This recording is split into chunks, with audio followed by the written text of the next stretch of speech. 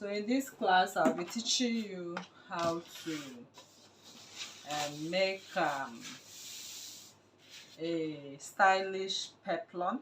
As you can see right there on the thumbnail, we have a stylish peplum on a jacket. So this peplum on a jacket, if you look at the front part of it, you can see the center front is raised up. So there's nothing much to it but to make your 360 degrees flare. So we are making a 360 degrees flare, and if this is my fabric, this is how I'm going to fold it. I'm going to fold my fabric this way, the normal way we have a 360 degrees flare. But then for your 360, you'll be having some calculations before you determine the radius at which you are going to use to cut this particular peplum.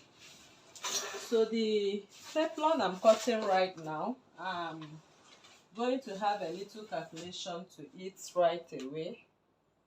So I'm going to use my waist circumference, which I'm making for this jacket. I'm working with waist circumference 36. I'll divide it by 6.28. So I'll be having about 6 inches or thereabout. So you just take your calculation. So I just go ahead and mark out my radius. So I'm working on a small scale, so I'll just use this as my 6 inches. This is my 6 inches. So from here is my radius at 6 inches as calculated. So you have to use your own waist to make that calculation. So I will take 6 inches as my peplum length all around. So if I'm making a 360, this is my peplum length. So you determine your length, how long you want your peplum to be. That is by choice. So how many inches you want, you have to determine that. Then I'll go ahead and cut my radius. So if I'm making peplum, this is my full circle peplum for this particular dress. So since it's a jacket, I will take here as my center back, and I'm not cutting it. There's no zipper to it, but this is where we have the button, as you can see right there on the thumbnail, and I call this my center front. So now if you notice, you can see that the front piece went a little bit up. It went just a little bit up on that dress. So we have our buttons running on this. So this peplum, I'm going to reshape it. Can you see how I did it? I reshaped it. So reshaping it this way for front and back will make that part of my peplum lift up. Okay, so you can equally fold it and reshape. So I'm reshaping following this way now. Can you see it? So by the time you have this on the sewn, you know how to sew it. I'm working with paper, that's why you will not see the flare effect. So once you transfer this right now on fabric and sew, stay and sew, this part will now come up at the bottom part. You can see it, going up like that at the center front. So it goes up for you. So by the time it comes closer, that part goes up and is open. So this is one way you can go about it. You can see how I reshaped it.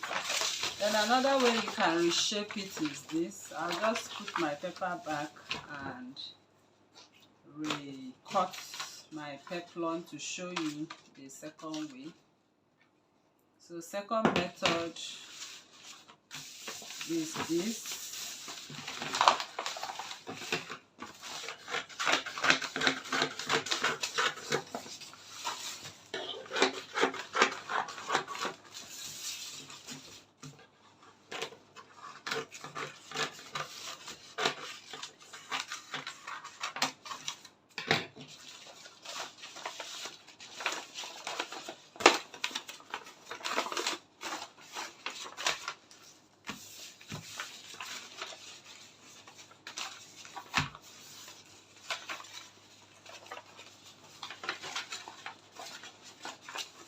So I'm trying to get it back to the peplum shape.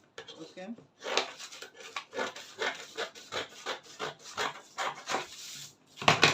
So the second method you can do reshape this is this at this center line right now. You can go ahead and come, if you don't want too much exposure into your dress, you can just go ahead and do this. Okay, so what I did here now is making the front smaller. You can see what we took off from here to here is supposed to be the full peplum. Then you cut. I don't want to cut, but when you are cutting, you must cut that part.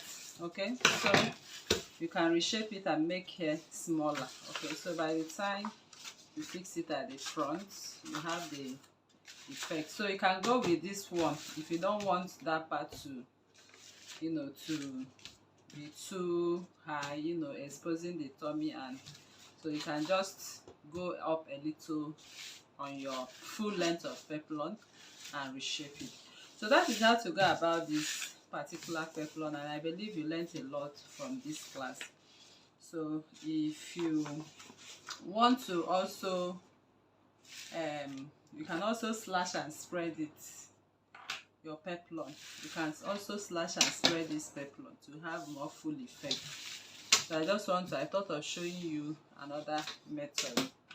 So slashing and spreading means you have to open up. You can see where I opened up. Can you see that?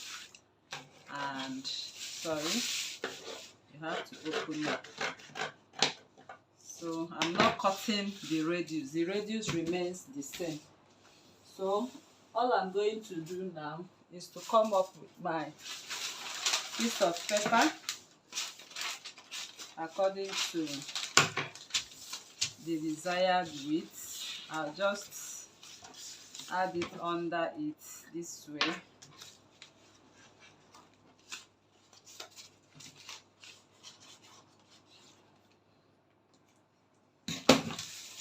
I'll just go ahead and add it and spread it open. Okay, so if you spread it open, you will have a fuller effect, and I think so.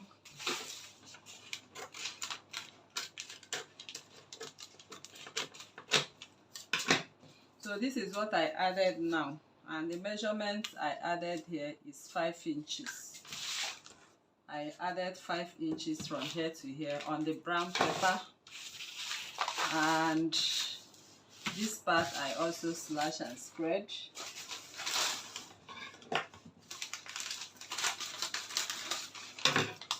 So I don't want to go slashing and spreading everything, but with this method your flay will look so unique. So I spread it again at the same 5 inches. Okay, so I'll spread it a little to get up to my 5 inches, and so this is 5 inches from here to here. So you can see we've added 10 inches to the base of our flay. So you can see it's flaying up now very well.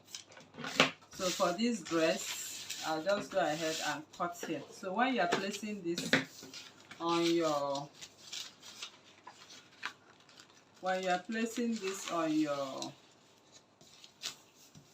to cut or to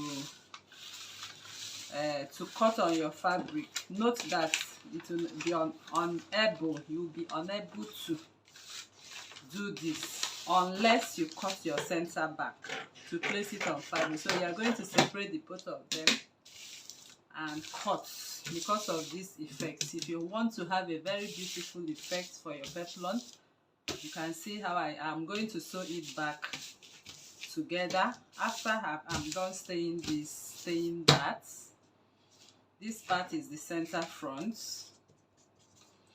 So since the both of them looks alike, they are the same, you can use this and cut 2 times of it to form front and back. You can see they are the same, so no need going ahead to use this, or you can use one, either this or this. Place on your fabric, cut 2 times, but note the back, the part that is center back and the part that is center front. So that is how to go about this. Thank you very much for coming to this class, and see you in the next class. Bye.